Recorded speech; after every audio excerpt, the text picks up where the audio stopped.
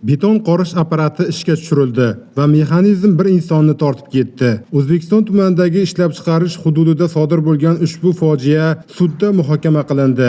Ma'lum bo'lishicha, korxona rahbari Tursunov mehnatni muhofaza qilish qoidalariga rioya etilishi uchun mas'ul bo'lgan. Biroq maxsus o'quvdan o'tmagan va yo'l yo'riq olmagan Yusupov og'zaki kelishuv asosida ishga jalb qilingan. Hududda tozalash ishlari olib borilayotgan vaqtda fojia sodir bo'lgan.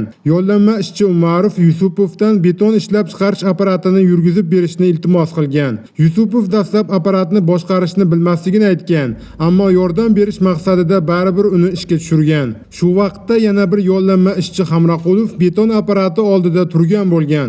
Yusupov tugmani bosgan va apparatni ishga tushirgan. Bir necha soniya o'tib odamlarning baqirgan ovozini eshitib darhol apparatni o'chirgan. Biroq bu vaqtga kelib mexanizm Hamraqulovning oyog'ini tortib ketgan va u apparat ichiga kirib ketgan. Og'ir tan jarohati olgan jabrlanuvchi voqea joyida vafot etgan.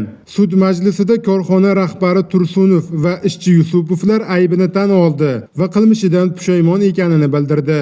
Sudlanuvchi Tursunov O'zbekiston Respublikasi Jinoyat kodeksi 257-moddasi 2-qismi A bandida ko'rsatilgan jinoyatni sodir etganlikda aybdor deb topildi hamda unga shu modda bilan 3 yil muddatga ozodlikni cheklash jazosi tayinlandi.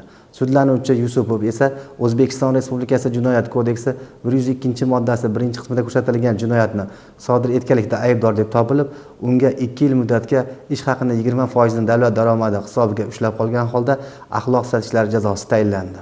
Mehnat xavfsizligi qoidalariga amal qilmaslik bir lahzada fojiaga aylanishi mumkin. Shu boisdan ish joyida har bir harakat, ayniqsa texnikani ishga tushirish qat'iy nazorat va qoidalar asosida amalga oshirilishi maqsadga muvofiqdir.